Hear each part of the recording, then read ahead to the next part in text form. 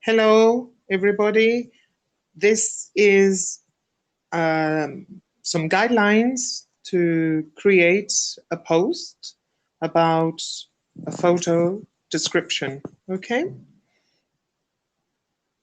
First, you have to find a photo, obviously, and then start thinking about the details as we see here.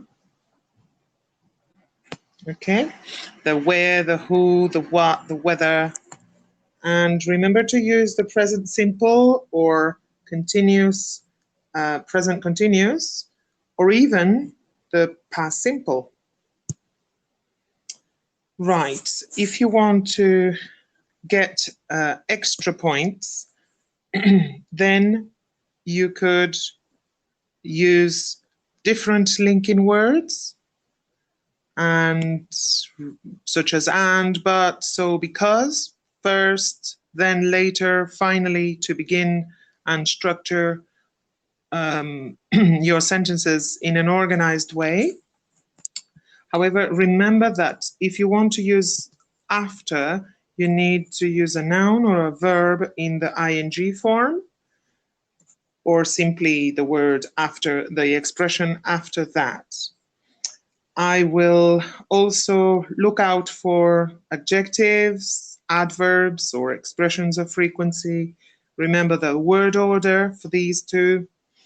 I also would like you to include a question or an exclamation and an imperative or let's.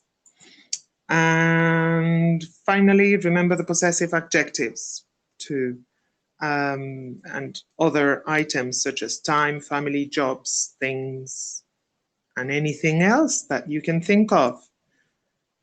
Good luck, and I'm looking forward to your work, to see them, to see you in those photos and the description.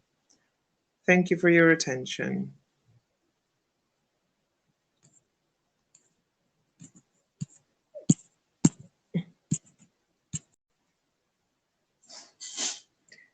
Here is the photo I took with my mobile. Do you like it? Well, here is the result of my post. And I'm going to read it to you because we could use this writing task as a speaking task too. Here I was in a beach bar with a good friend. Her name is Estrella. She's a teacher too. She's from Jaén, but she came to Motril with her husband to see me in February. It was sunny, so we went to the beach for a walk. I said, let's go to the Sannahara because there is always live music on Sundays. The band played fantastic rock music. We sang, danced, and drank beer. We took this photo to remember her memorable visit. We are smiling.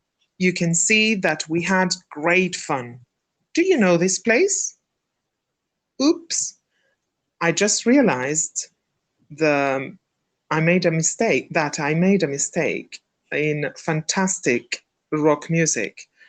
I'm afraid it is a typing error due to the self-corrector tool thing here. I'm sorry, I apologize for that. Anyway, just a quick last note is that please notice that I used 3 different paragraphs. And remember, a paragraph consists of more than 1 sentence.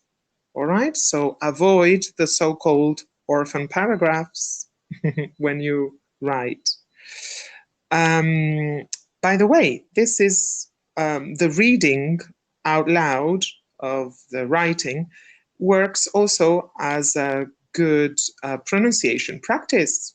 So I hope you follow my example.